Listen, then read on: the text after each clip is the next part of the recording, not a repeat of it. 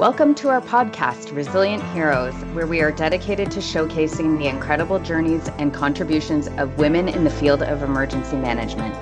I'm your host, Laura James.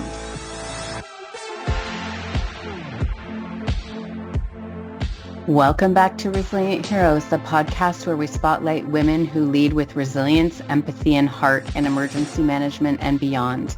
Today's guest is someone very special. Jennifer Yakub and I worked together in Toronto prior to 2020, and we quickly bonded over something that can't really be taught, a shared empathy for people and a deep passion for emergency social services. Because at the end of the day, emergency management isn't about plans, policy, or operations. It's about people, and it's about showing up for communities on their hardest days. And Jennifer's career reflects exactly that. She holds a Master's of Disaster and Emergency Management from York University, along with a Master of Arts in International Affairs from Carleton University. Her path through emergency management has consistently centered around community, leadership, humanitarian support, and helping people navigate difficult moments with dignity and compassion.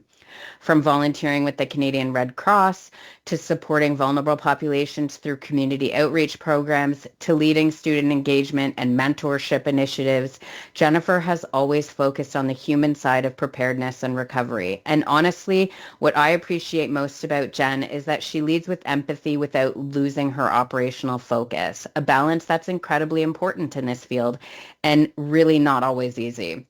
Jennifer, welcome to Resilient Heroes. Thank you so much for inviting me. It's nice to catch up again. So we like to jump in with our Resilient Heroes origin stories. So really, what first drew you to emergency management and humanitarian work?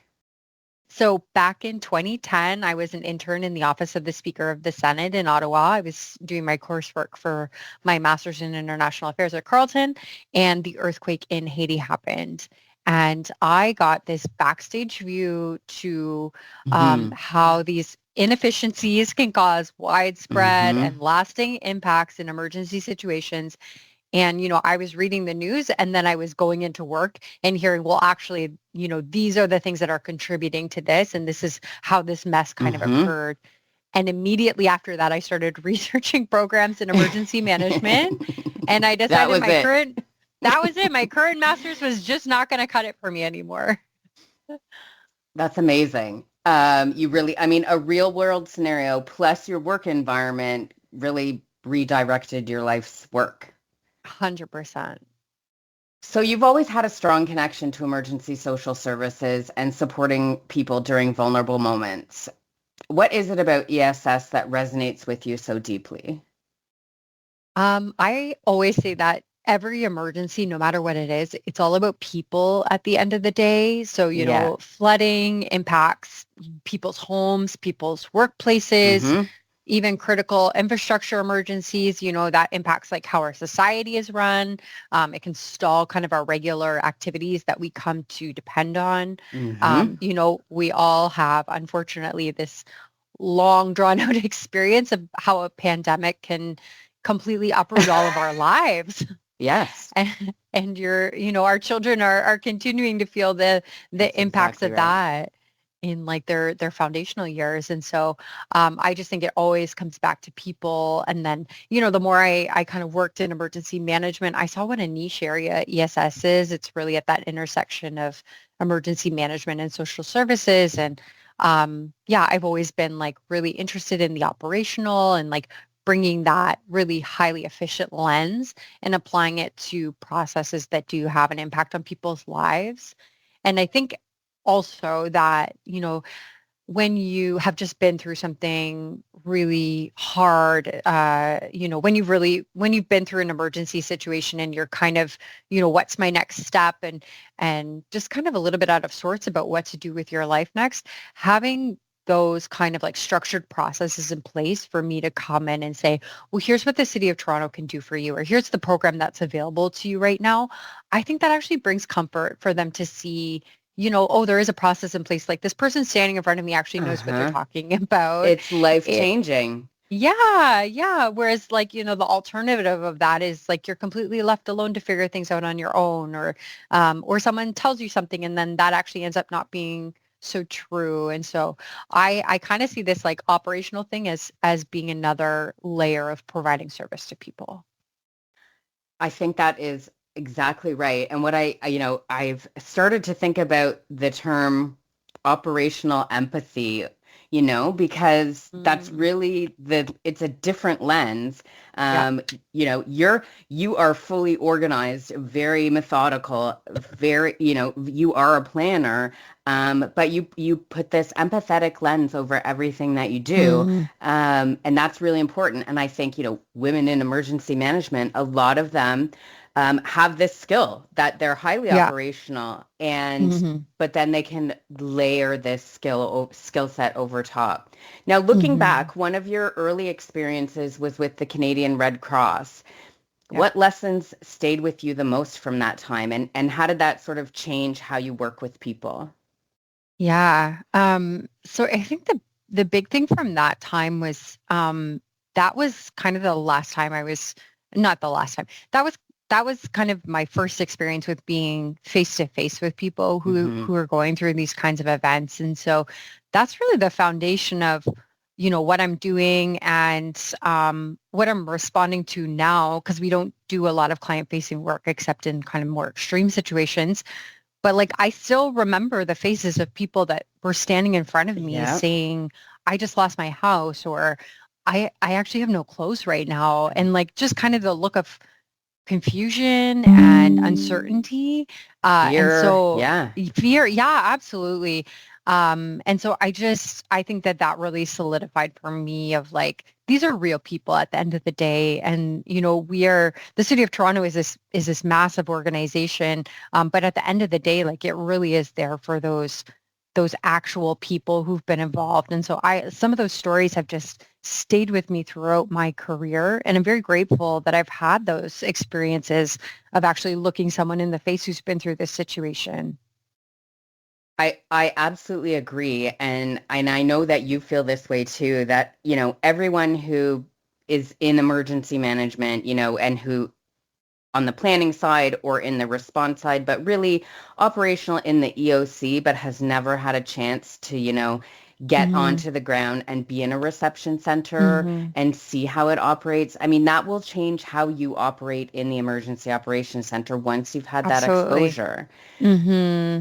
And I know that you recommend that everybody does that. And I do too, because it will change your next response and the way that Yeah. you interact, even in the EOC, because you will recall those faces of those people that you Hmm. met when you were on the Hmm. ground. Um, Hmm. and reminding ourselves that there's on the other end of what we're doing are the people. And that's why we're here, Hmm. Yeah. which can get a bit lost, right, in the heat of Yeah. the Yeah. moment. Hmm. Um, and so one thing that I've always appreciated about you and that we have kind of bonded over is that you have this ability to connect with people really easily. And that is, from the moment, the outset of an emergency, when you arrive on scene and when you're planning in the EOC, Hmm. you really have that empathetic lens. Do you think empathy is underestimated as a leadership skill in emergency management? Yeah, I think what I would actually say is that the balance of empathy and that operational environment is underestimated. So, I can go too far with empathy and try to solve Mm-hmm. all the world's problems or, Exactly. provide, more than maybe what someone needs in that situation. Or I can take too hardline an approach as Right. well. Like I can, we got to make quick decisions here and just bam, bam, boom, and then not have any flexibility to consider particular situations. So, yeah, it's like how to balance the providing the best level of service and solutions for people, but also, really understanding the political and economic environment that you're working in as well. And that's one thing I really appreciate about the work that you do. I mean, you come to a decision, it's really a discussion-based decision, right? You Oh, look yeah. at every scenario is different. There can't be a strict, playbook or checklist Yeah. because everything is slightly different. And so, when I've watched you over the years, you don't take any situation at face value. You really ask some, underlying Yeah. questions, get to the heart of the actual issues for the people affected.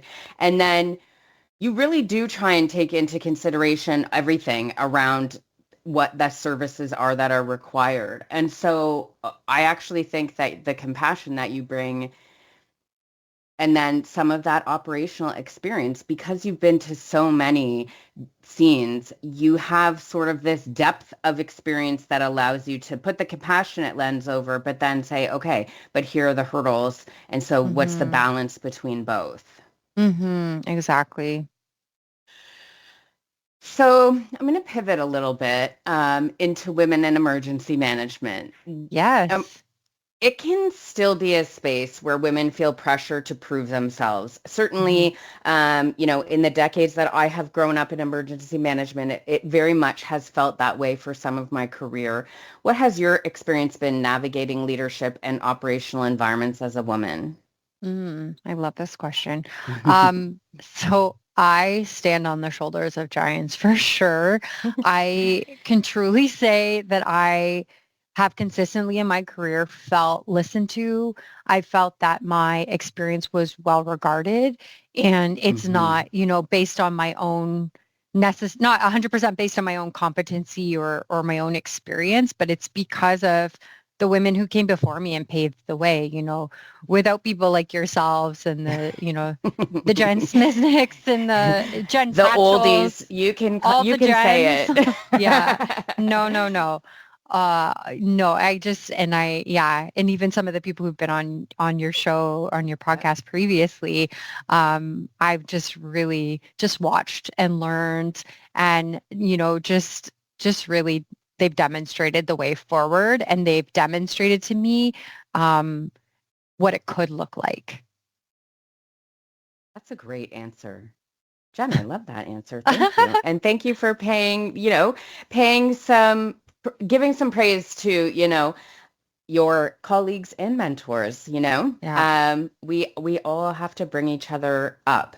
And that's the point of Resilient Heroes. And that's why I'm so glad to have you here. Yeah. Now, one of the things that is, a theme that runs throughout the Resilient Heroes experience is that there's no real perfect path into emergency management. And yours is very similar in that you didn't start here on purpose. You didn't come out of high school and say, this is my thing. I'm doing my thing.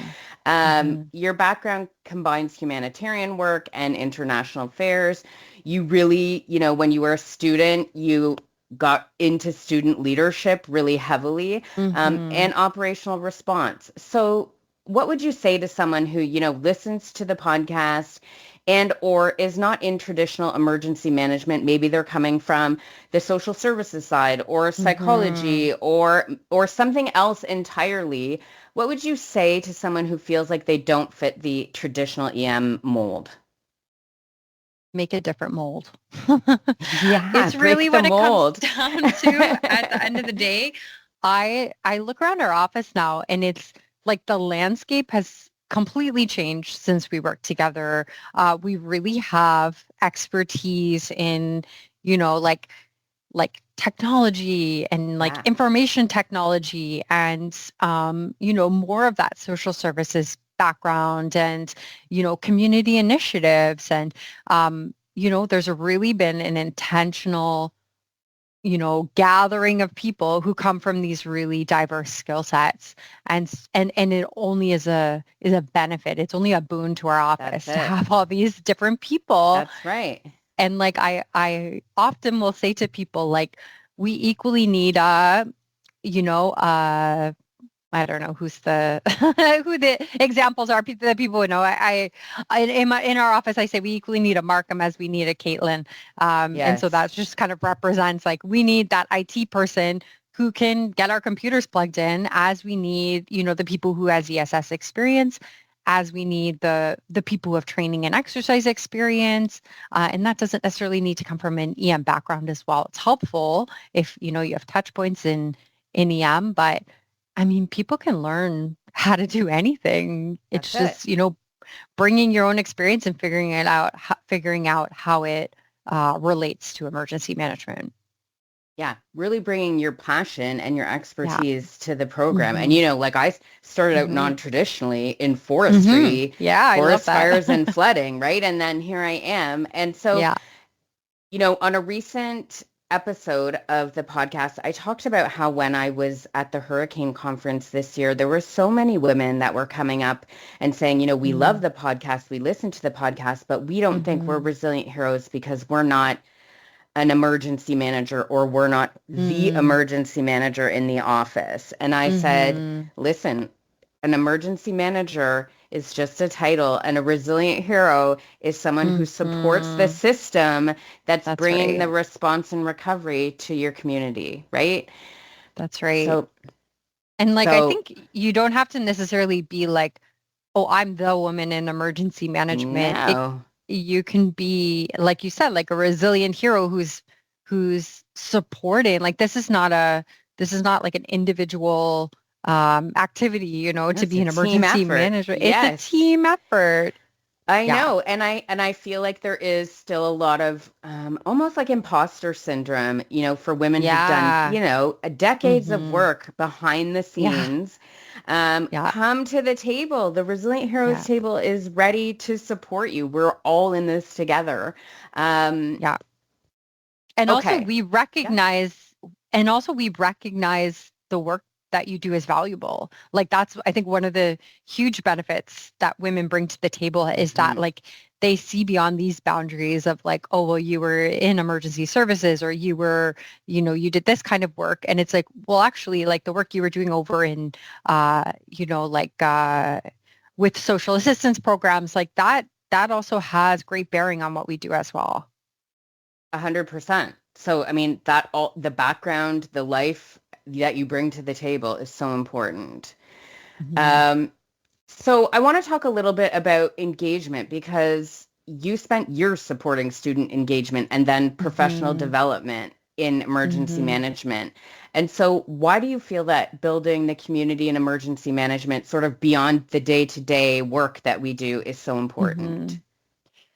I mean, I look around at like those people that, I was on DEMSA with, or I was on IAEM, and those are the people emerging as the leaders in this field now. And so, I was very fortunate to get in at the ground floor with a lot of these people. And so there's people I genuinely can say, I've known this person for, 10 to 15 years. And like, we've been building relationship professionally since then.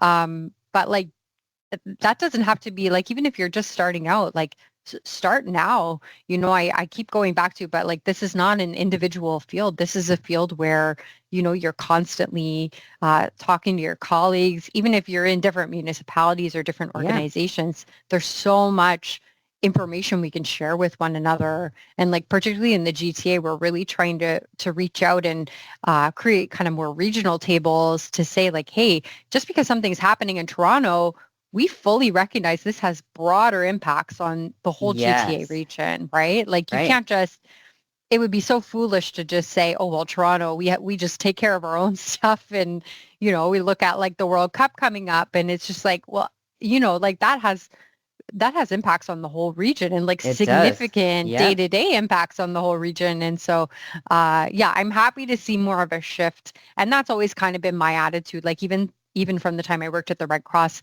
there were smaller municipalities who, had a Red Cross program and, they would say, oh, well, you're Toronto. So, you guys have all the answers kind of thing. And it's like, well, no, like you are also innovating. You're innovating in your programs because you have this small engaged volunteer base. And so you're able to do certain things that it's hard to do in a large environment. Yeah.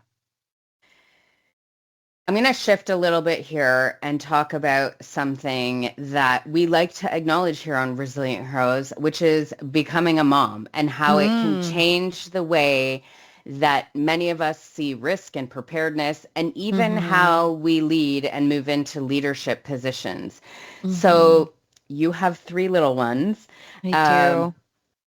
So has becoming a mom changed your perspective on emergency management and resilience? And does it change your approach when you think about helping people during a crisis? I mean, being a mom has changed absolutely everything about me.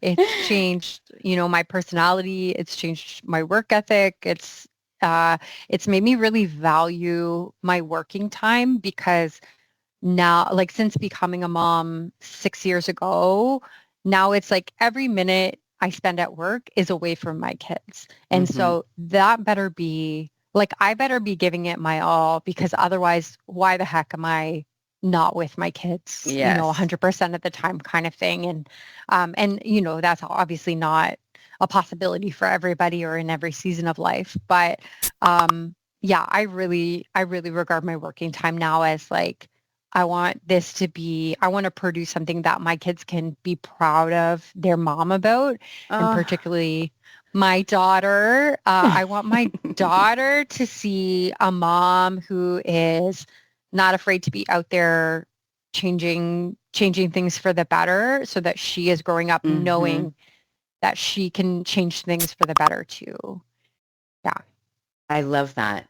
And I love what you said there about, your working time is going to be really productive time. Um, Mhm.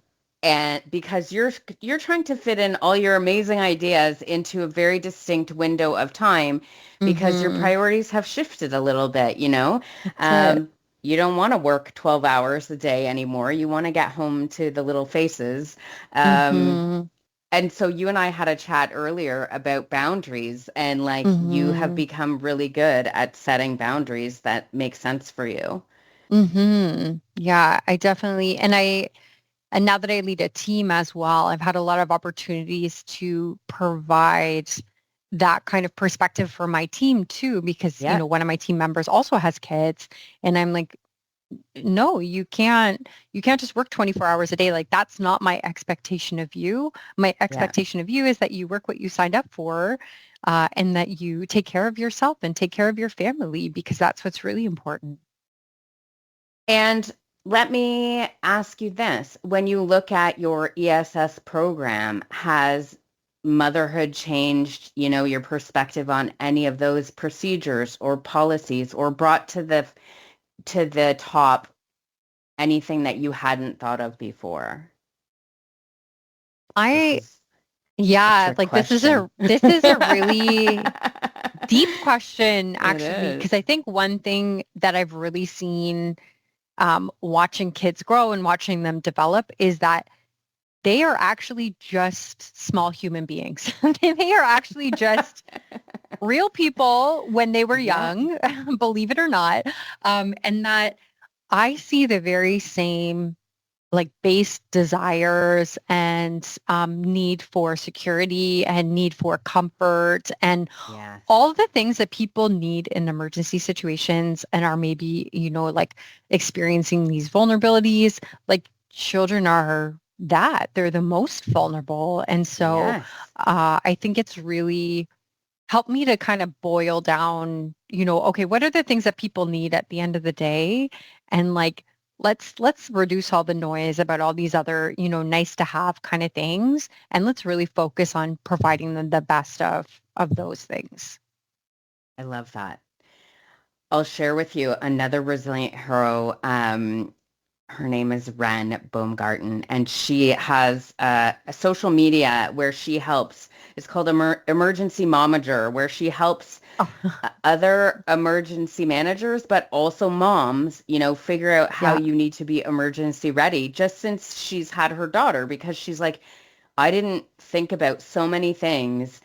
Like, for Mm, example, when planning for reception centers in her community, she didn't think hmm. about like a private space for feeding and Yeah. a fridge Hmm. for breast milk and all these things. And Hmm. I looked at her with shock at the first time Mm, she talked about this, and I was like, I've never thought about that. I've never thought about it. hmm. Hmm. So Yeah. it's like these things rise to the top as Yeah. we have to manage them for ourselves. Yeah, and like another thing, I guess, like when I first became a mom, and like now I'm getting to the end of this time, but for the last 6 years I've had to navigate life with a stroller, and that Yes. really opened my eyes to how inaccessible our society Everything is. is. Yep. And like now I'm like standing at the elevators with other people who are like needing to take the elevator and don't have any other option, and like also like Yes. sometimes I can just carry my stroller down a set of stairs, and Yep. I'm just like, oh, life is not the same for you. It's It's fundamentally different for you. Yes, and until it happens to you, and Yeah. this Yeah. is what I've said recently to emergency managers, at conferences. That's the perfect example, Jen, the stroller. Until it actually happens to you, we think we are ticking the box on that thing. And then when it Mm-hmm. is us, we're like, wait a second, this is much harder than we thought it Mm-hmm. would be. Mm-hmm. Mm-hmm. Or this like great solution that you thought you have, like there's actually some downsides to it. Yeah, it has to be Yeah. navigated differently. And so, these conversations with resilient heroes are really changing some of the way I think about emergency social services specifically, because I'm like, wow, Mm-hmm. I didn't think about those things. Um, and I haven't even thought about strollers in reception centers. Like, holy Yeah. cow, like we need a parking lot for those. Yeah. Um, but 100%. like those things are things that I, until the issues are raised, we don't really think about them. We think Yeah. about, the broader accessibility lens. Mm-hmm. Um, which, let's be honest, is very broad and doesn't always consider women and minorities and what is required. It's so hard Mm-hmm. until you're on the ground. Yeah. Um, okay, so I want to talk a little bit about you, because your personality is go, go, go. And now that you have three little ones, that's even more the case. So, Mm-hmm. emergency managers attracts helpers, and helpers aren't good at taking care of themselves or resting. We often just keep going until, we crash. How do you Mm-hmm. protect your own resilience, specifically now that you've got, six hands to hold? um, Yeah. plus a very full life outside of work. So how do you protect your own resilience, Jen? Yeah, so definitely my faith is really important to me. Mm-hmm. I think just like prioritizing, going to church for me and like being with, other Christian friends and in prayer. I think like finding that peace, whatever that peace looks like for people, that's what really kind of centers you at the end of the day. And so Mm-hmm. yeah, for me it's my faith in Christ. But yeah, for whatever, like I talked to my team about this too, of like, when you're off, you need to be off. And You like, need to be you off. need to be off. You need to be not thinking about work because that's not being off. You need to be not coming up with ideas for how we can make something better because that's not off.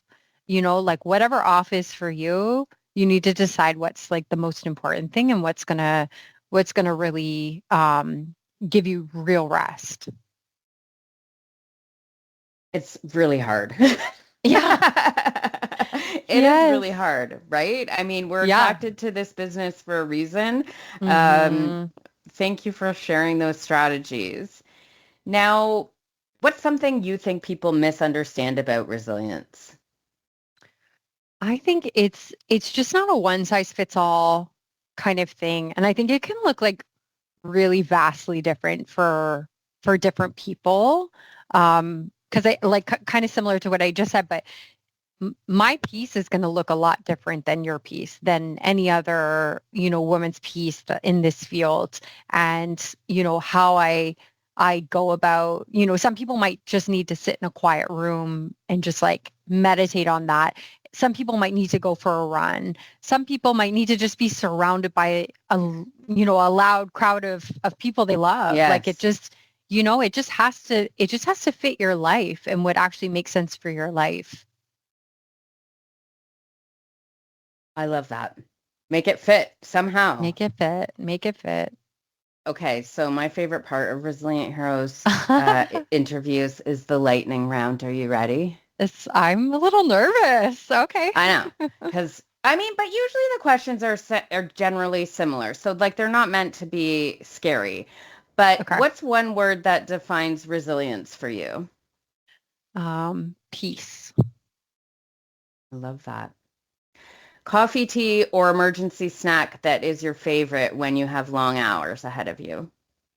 Coffee is a must, but not too much. Okay, coffee is a must, but not too much. What do you put in it? I like to put in those Fairlife smoothie, those protein smoothies. Ah, yes, the protein Yeah, milk. the Me too. chocolate one. Yeah, Mm-hmm. delish. Delish. What about snacks? Like if we had to feed you, what would we feed you? I I love an apple and cheese situation.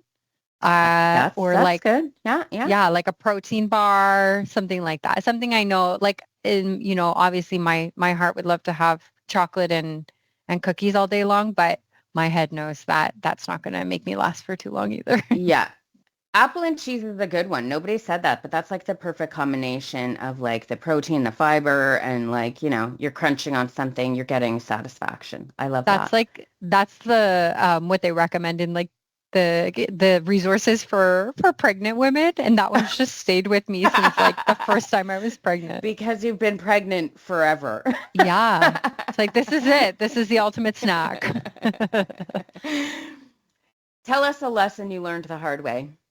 Oof. Okay. So no matter how competent and amazing you are at your job, you cannot do this alone. It's true. A lot of resilient heroes, we try to do it alone, but you We cannot. do. You cannot. It takes a team and a village and a whole community. Mm-hmm. So I like that. And did you learn that early on in your career? Yes, absolutely. I was very fortunate to start on just a really incredible team, especially at the Red Cross, but then, also coming to the city, had definitely people in my corner the whole time, but very quickly learned the times that I tried to go it alone, didn't know it, the results weren't there. Yeah. Love that. Find your trusted people and they will help you out. Mm-hmm. Something that instantly gives you peace. Oh, definitely hugging my kids, my husband. Yeah, just a hug from my kid. It's just like, there's nothing like it. Sometimes I just grab them and soak it all in because I know, they're going to soon be pushing me away. It's true. It's true and not true. So, Paige is 17. I love to take pictures of her sleeping. It's super weird. I've been doing it for 17 years. But she looks exactly the same when she's sleeping as she did when she was, 6 months old. And so it's super weird, but it gives me peace. That's it. We all have our things. Okay, this is my favorite one. One word for the future of women in emergency management. I'm going to say balance, but like, you are the balance that this field needs. Okay. You are that balance between, again, the empathy and the operations. Like, women are so wonderful at figuring out. It's because we're really good at multitasking. We can do both at once. We can do both. I love that. And nobody has said that, Jen. So thank you very much for that one. Glad to offer something new. Jen, thank you so much for joining Resilient Heroes today. Thank you for your empathy and humanity and the leadership that you're bringing to this profession. I'm so grateful that you joined us today, and this conversation was such an important reminder that emergency management will always be about the people. Jen, thank you so much for joining us today, and thank you for the empathy, humanity, and leadership you bring to this profession. Thank you so much for having me. This conversation is such an important reminder that emergency management is and always will be about the people. To our Resilient Heroes listeners, check in on the people behind the plans. Check in on that ESS volunteer, your communicator, a coordinator, the person quietly carrying the emotional load of response and recovery in your organization. Because resilience is built when we show up for each other. And if you felt like you're not really an emergency manager because your role is supporting in communications and logistics, recovery, or humanitarian work, you are not an imposter. You are part of the system that helps communities recover and move forward, and that work matters immensely. Until next time, stay prepared, stay grounded, and stay resilient. Unprecedented is what we do. The opinions expressed on this podcast are those of the hosts and guests and do not necessarily reflect the views of Buffalo Computer Graphics. All content is for informational purposes only. Are you or someone you know a resilient hero and would be interested in contributing to our podcast? We would love to hear from you. Please contact us at RHpodcast@buffalocomputergraphics.com.